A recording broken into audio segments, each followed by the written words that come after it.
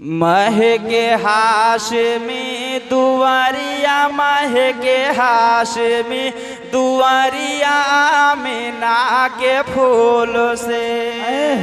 बहुत उम्दा, बहुत उम्दा। अरे महके हाशमी दुआरिया, महके हाशमी दुआरिया आमिना के फूल से। आमिना के फूल से, आमिना के फूल से भिक्षा मांगे फूलवरिया आमिना के फूल। बहुत उम्दा, जिंदाबाद जिंदाबाद। भिक्षा मांगे फूलवरिया, भिक्षा मांगे फूल वरिया आमिना के फूल से।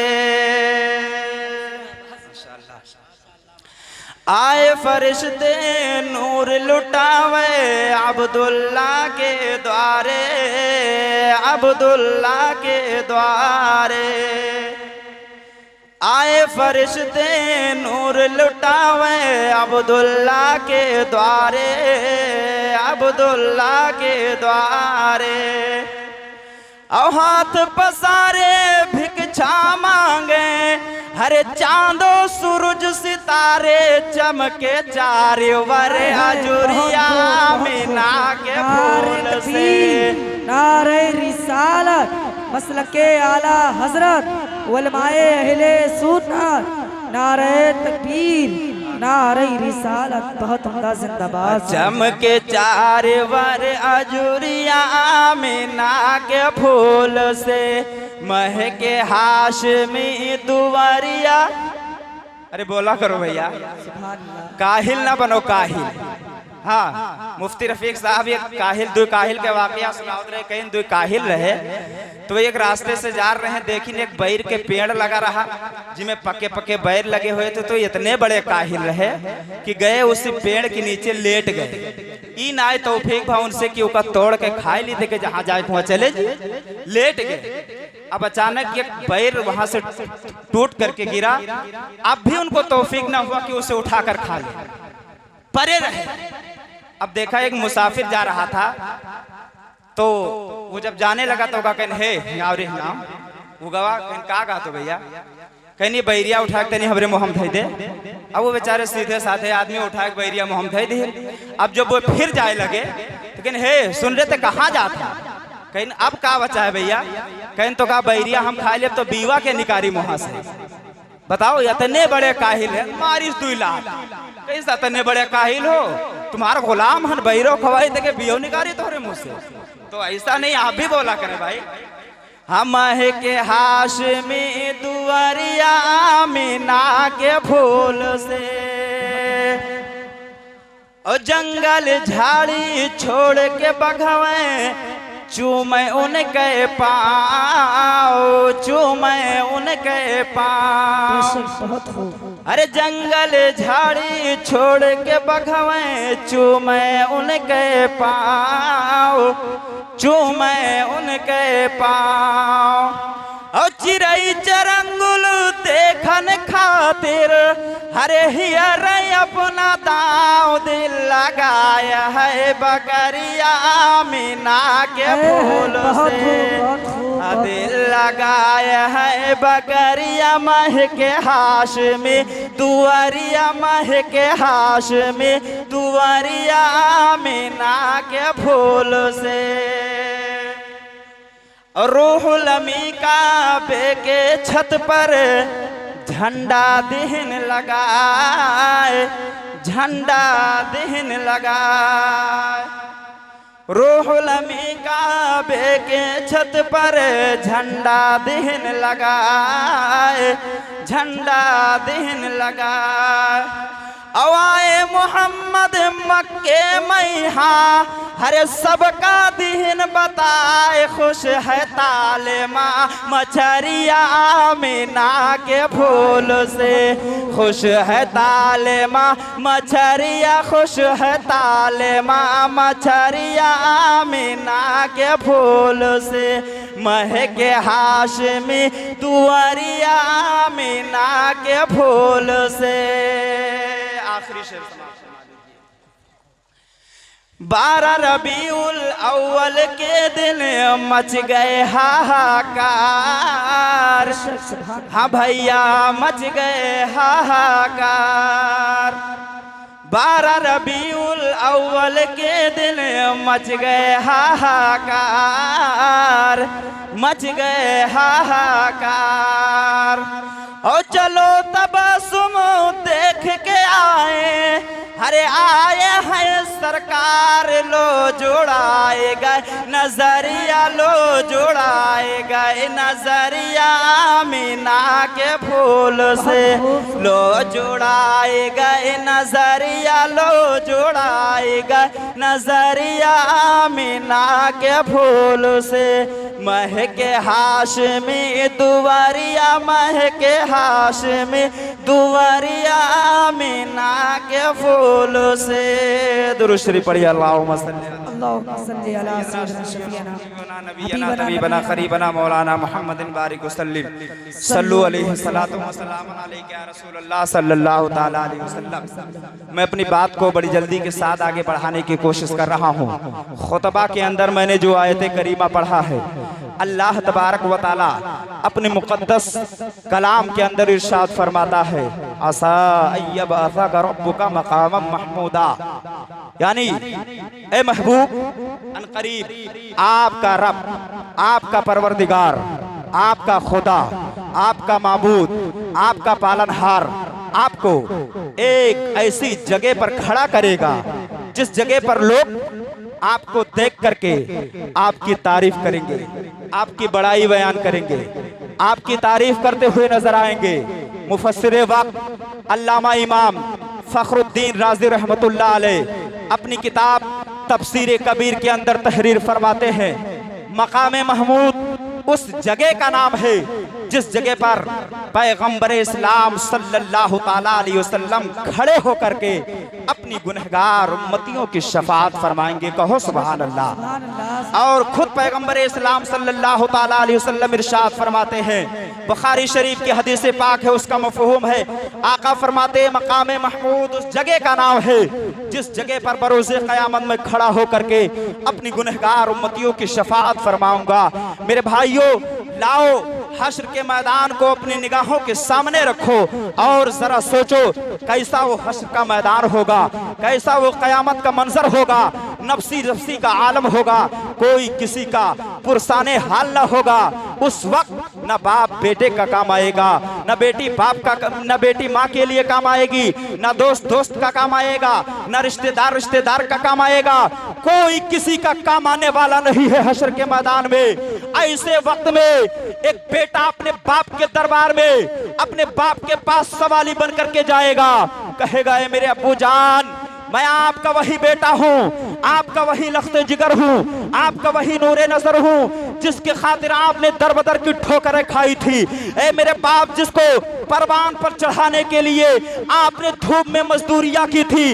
ए मेरे बाप, आज मैं आपके दरबार में हाजिर हुआ हूँ। आपसे पैसा मांगने के लिए नहीं आया हूँ, आपसे सोना मांगने के लिए नहीं आया हूँ, आपसे चांदी मांगने के लिए नहीं आया हूँ, आपसे हीरे जवाहरात मांगने के लिए नहीं आया हूँ। ए मेरे बाप, बस एक नेकी का सवाल है, मेरे अमाल जो है मीज़ान पर चढ़ाए गए हैं। ऐ मेरे अब्बू जान, एक नेकी कम पड़ गई है।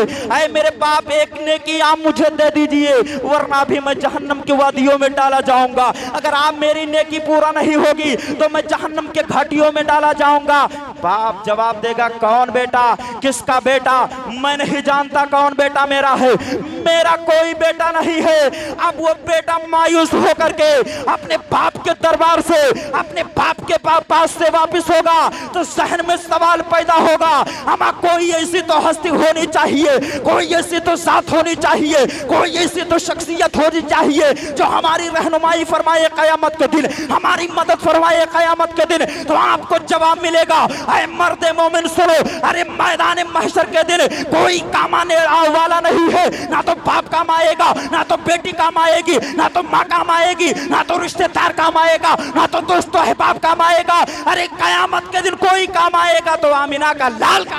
नारे तकबीर, नारे रिसालत, सरकार की आमद, सरदार की आमद, नारे तकबीर। नारे रिसालत बहुत उम्दा, जिंदाबाद। हश्र के मैदान में कोई काम आएगा तो वही काम आएगा जिसके महफिल में आकर के हम और आप क्या करी थे? बैठे हैं। अरे हम खड़े, अरे वो तो सिर्फ झूठ है।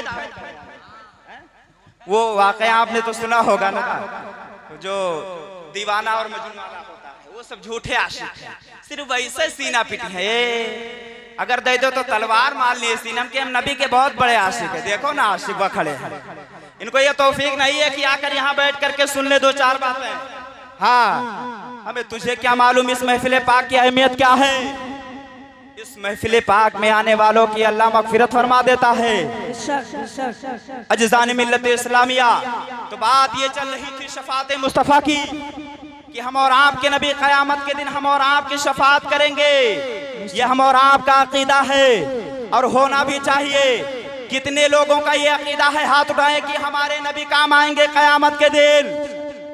ये लोगों, हमारे आमाल इस लायक नहीं है, हमारे रोजे इस लायक नहीं है, हमारी नमाजें इस लायक नहीं है, हमारे सजदे इस लायक नहीं है कि हम अपने आमाल की बुनियाद पर जन्नत में चले जाएं। लेकिन कुछ टढ़के हैं, मुँह टढ़िया, हम बहुत बड़े नमाजी हैं, हम तो अपने नमाज की बुनियाद पर जन्नत में जेबे, हम तो सजदा करी थे, हम अपने सजदे के बुनियाद पर जन्नत में जाएंगे, हम तो सदका फितरात करते हैं, हम तो सदका फितरात की बुनियाद पर जन्नत में चल। हट, अबे क्या तू नबी के सहाबा से ज्यादा बड़ा नमाजी है? नबी के सहाबा से ज्यादा बड़ा गाजी है? नबी के सहाबा से ज्यादा बड़ा हाजी है? नबी के सहाबा से ज्यादा बड़ा मुत्तकी परहेजगार है?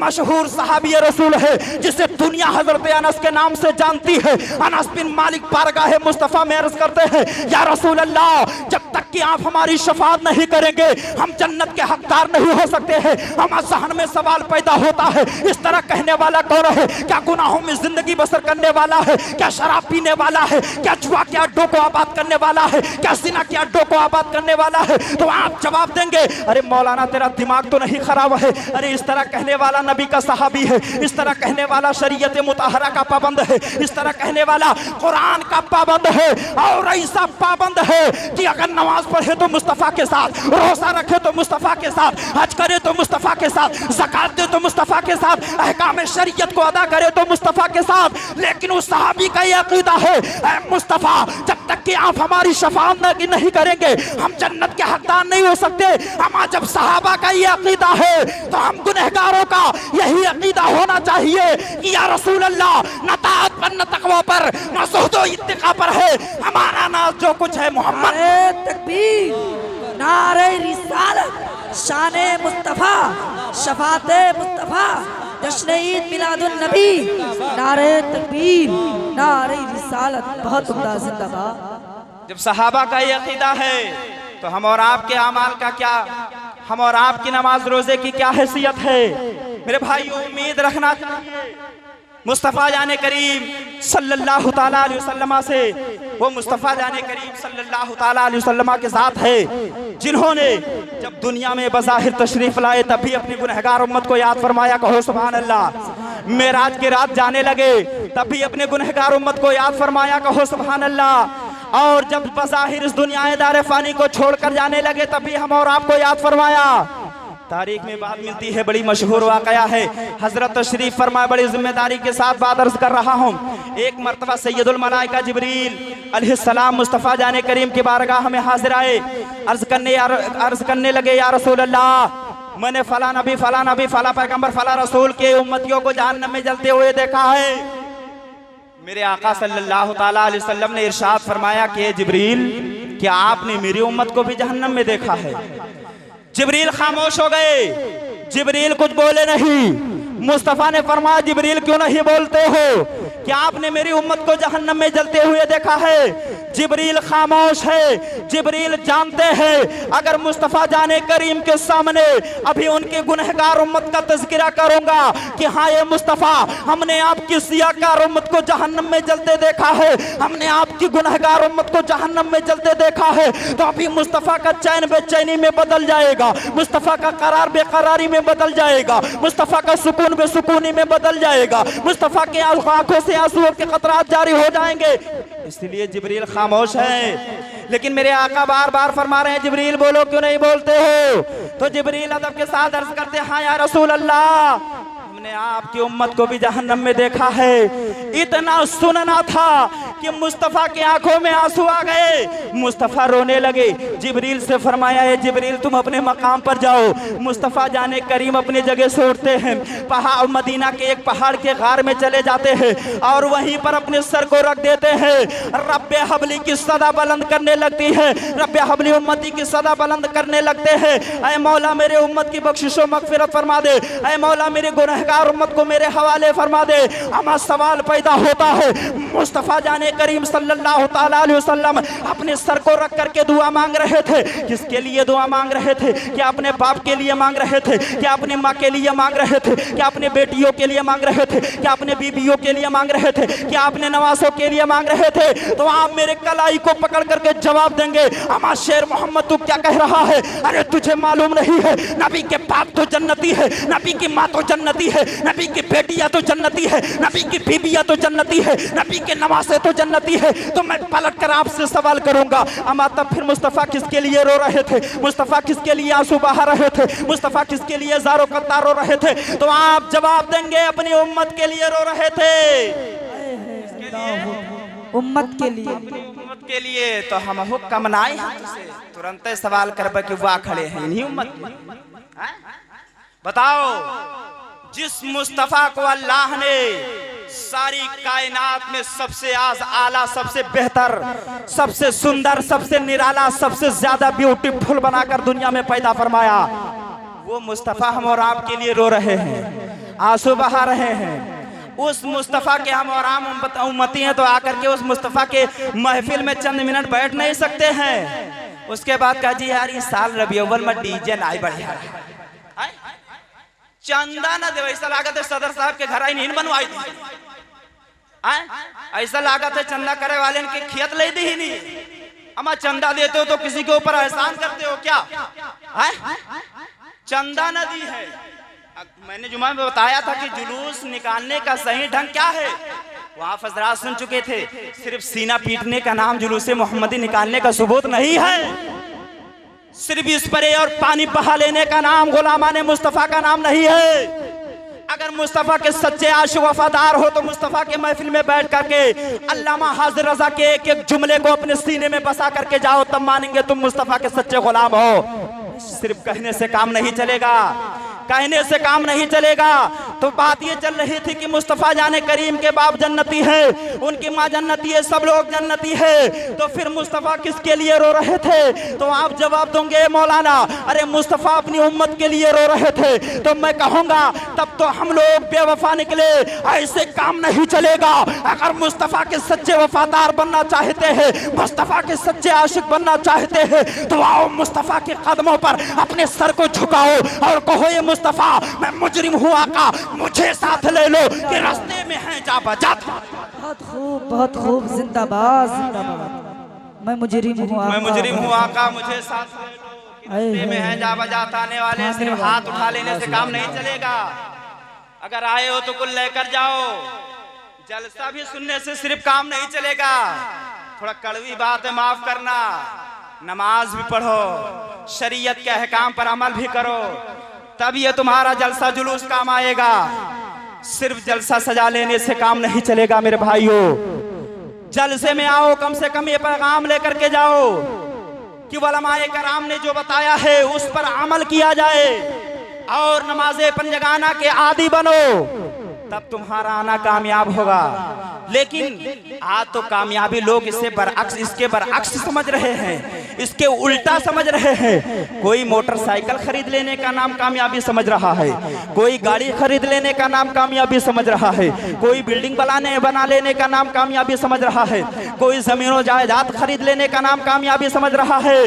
अमा तारीख बताती है ऐसे लोग कामयाब नहीं है और ना तो कामयाब हो सकते हैं। अगर कामयाब लोगों को देखना है तो आओ उनको देखो जो जो लोग जो है ठंडी के वक्त में अपने बिस्तरे को छोड़ करके ठंडे पानी से वजू करके अल्लाह के पाक घर में जाते हैं, अपने पेशानी को झुकाते हैं, अपने सर को झुकाते हैं, कामयाब वो लोग हैं। हमें दौलत का नाम कामयाबी होता, अगर रुपये का नाम कामयाबी होता, अगर गाड़ी खरीद लेने का नाम कामयाबी होता, अगर जमीन खरीद लेने का नाम कामयाबी होता, अगर मालो दौलत का नाम कामयाबी होता, तो कारून से बड़ा कोई कामयाब ना होता, फिरौन से बड़ा कोई कामयाब ना होता, नमरूद से बड़ा कोई कामयाब ना होता, शद्दाद से बड़ा कोई कामयाब ना होता। लेकिन याद रखिए, ये सब के सब नाकामयाब है, ये कामयाब नहीं है। कामयाब वही लोग हैं जो अपने रब की बारगाह में अपने सर को झुका करके अपने गुलामी का सुबह बहुत उम्दा, जिंदाबाद। कामयाब उन्हीं लोग नहीं है। माँ बहनें भी सुना करें, ऐसा नहीं कि जब उनकी तरफ मुखातब होकर के बात कही जाए तब वो समझा हजरत हमसे कहते हैं, वो भी नमाज पढ़ा करें। बनी इसराइल के काम का एक बहुत मशहूर वाकया है, उसमें एक खातून थी, एक औरत जो बेचारी मुत्तकिया थी। बस इसी जुमले के बाद मेरी गुफ्तगू खत्म हो जाएगी, थोड़ा सुकून कीजिए। वो मुत्तकिया थी, परहेजगार थी, नमाजी थी, अपने वक्त की नफिल पढ़ा करती थी। लेकिन उसके जो शौहर साहब थे बड़े जालिम थे, बड़े मक्कार थे। वो बार बार उसे रोकते थे कि क्या हर वक्त नमाजें पढ़ा करती हो, क्या हर वक्त नमाज पढ़ती रहती हो। लेकिन वो खातून उसके बातों में नहीं आती थी, वो नमाज पढ़ा करती थी। उस जालिम शौहर ने सोचा किस तरीके से इसको छुड़ाया जाए नमाज पढ़ने से। गया बाजार को और जाने के बाद एक हीरा खरीद करके लाया। लाने के बाद अपने बीवी को दे दिया, कहा इस हीरे को तुम ले जाओ घर के अंदर एक महफूज जगह पर रख दो, जब मैं तुमसे मांगूंगा ये हीरा तुम मुझे दे देना। अल्लाह अकबर तारीख बताती है, वो खातून वो हीरा लेकर के जाती है, घर के अंदर छुपा करके रख देती है। लेकिन अपने अपने घर के हालात को सब जानते हैं ना। गया घर के अंदर उस हीरे को तलाशा, तलाशने के बाद लेकर निकला घर से। अब सोचने लगा यार इसको बहाऊं कहाँ, कहीं फेंक देता हूँ तब भी ठीक ना है, अगर ना फेंके थे किसी को बेच देता हूँ तब भी ठीक ना है। ऐसा करी का ले जाके दरिया में बहा। कहाँ? दरिया में न रहे बास न बजे बांसुरी। लेकिन वो जानता नहीं था नमाज होती क्या है। जब उसने उस हीरे को दरिया में डाला, अब नमाज की बरकत देखो मेरे भाइयों, उस हीरे को एक मछली ने निगल लिया। अब जब मछली ने निगल लिया तो उसी दरिया के अंदर माहीगीरों ने जाल को भी डाल दिया। अब उस जाल के अंदर बहुत सारी मछलियां फंसी, लेकिन वो भी मछली फंस गई जिस मछली ने उस हीरे को निगला था। कहो सुभान अल्लाह। सुभान अल्लाह। वो भी फंस गई। माहीगीरों ने उन तमाम मछलियों को पकड़ा। पकड़ने के बाद चौराहे पर बेचने के लिए आए, बैठ करके बेचने लगे। इत्तेफाक से ये जनाब मछली खरीदने के लिए बाजार आ गए। अब जब ये मछली खरीदने लगे तो इनके हिस्से में वही मछली आ गई जिस मछली ने हीरे को निगला था। तो सुभान अल्लाह। ये नमाज की बरकत है। किसकी बरकत है? नमाज की बरकत है। अब उसको खरीदा, उस मछली को खरीदने के बाद घर ले गए। बीबी से कहा है मेरे शरीके हयात इसको आप बनाइए पकाइए, मैं आ रहा हूँ थोड़ी देर में। लेकिन ये जनाब सोचने लगे अभी घर जाऊंगा और बीवी से वो हीरा मांगूंगा, जब वो हीरा मुझे नहीं दे पाएगी तब उनका कुटुंब है वो यही जुगाड़ में, तब उनका कुटुंब है कहीं पे बहुत नमाज पढ़ती हो, करायो नुकसान, यही चाहत रहे हो। लेकिन वो जालिम ये जानता नहीं था कि नमाज क्या होती है, नमाज की बरकत क्या होती है। खातून ने जब मछली के पेट को चाक किया, उस मछली के पेट से वो हीरा बरामद होता है। खातून उस हीरे को उठाती है, समझ जाती है इसमें कोई राज पोशीदा है, इसमें कोई राज पिन्हा है। वो खातून उस हीरे को साफ करती है, साफ करने के बाद ले जाती है घर के अंदर, एक महफूज जगह पर रख देती है। अब ये जनाब आता है आंखें लाल पीली करके, बोलता है जलाल में लाओ, समझ जाओ, बोला लाओ हीरा लाओ जो मैंने आपको दिया था। वो खातून उठी और जाने के बाद उस हीरे को उठाया, ला करके इस जालिम शौहर अपने जालिम शौहर को दे दिया। अब जब इसने हीरे को देखा हैरान हो गया, हक्का बक्का रह गया। लेकिन लेकिन जालिम के सीने में फिर भी नमाज की मोहब्बत पैदा ना हो सकी, नमाज की मोहब्बत ना आ सकी। उस जालिम ने सोचा इसमें मेरी बीवी का कोई चाल है, मेरी बीवी का कोई हाथ जरूर है। उसने एक तन्नूर जलवाया, जलवाने के बाद में उसी आग के अंदर अपने बीवी को डालने के लिए लोगों से कहा। जब डालने के लिए लोगों से कहा तो उस खातून ने अपने हाथ को रब के बारगाह में उठाया और अर्ज करने लगी है, परवरदिगार आलम मौला, तू दिलों के राजों को जानता है मौला, दिलों के भेदों को जानता है मौला। ये जो कुछ हो रहा है सिर्फ तेरी इबादत और बंदगी की बुनियाद पर हो रहा है। ऐ मौला, मैं तेरी बारगाह में अपने सर को झुकाती हूँ मौला, जिसकी बुनियाद पर आज मुझे जो है आग के अंदर डाला जा रहा है। ऐ मौला, इज्जत और आबरू तेरे दस्ते कुदरत में है। रब की तरफ से आवाज आती है, ऐ मेरी बंदी हैरान क्यों होती है, ऐ मेरी बंदी परेशान क्यों होती है। अरे तू जानती नहीं है, तू अगर बंदी होकर के मेरी बारगाह में अपने सर को झुकाना जानती है तो मैं खुदा होकर के तुझे आग से बचाना ना जानता। बहुत खूब, बहुत खूब, बहुत खूब। उस खातून के कानों में आवाज आई कि खातून है मेरी बंदी, तू परेशान क्यों होती है। अगर तू बंदी होकर मेरे बारगाह में सर को झुकाना जानती है तो मैं खुदा होकर के तुझे इस आग से बचाना भी जानता हूँ। अल्लाह अकबर। उसने डलवा भी दिया अपनी बीवी को आग में, लेकिन नमाज की बरकत से उस खातून को आग ना जला सकी। मेरे भाइयों, कहने का मतलब यही है कि अगर इस जलसे में आए हो तो कुछ पैगाम लेके जाओ।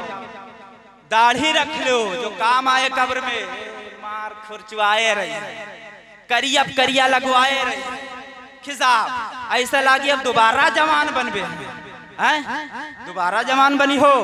वो तो अल्लाह ने कुरान में बहुत पहले कह दिया है, फमय्यामल मिस्काला ज़र्रतिन खैरन यरा वमय्यामल मिस्काला ज़र्रतिन शर्रन यरा।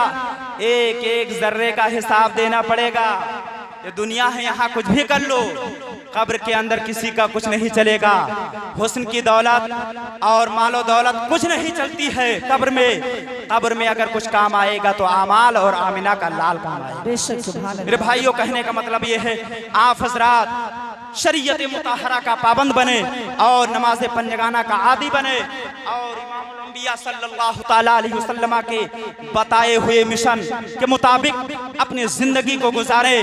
बारगाह मौला में दुआ गो हो परवरदिगार आलम, मेरे बोलने में या आप हजरात के सुनने और समझने में किसी किस्म की गलती हुई हो, मौला तू उसे माफ फरमा। तौबा इस्तिगफार अस्तगफिरुल्लाह रब्बी मिन कुल्ली ज़ंबि व अतूबु इलैहि व मा अलैना इल्लल बलाग। अस्सलामु अलैकुम रहमतुल्लाहि ताला व बरकातहू।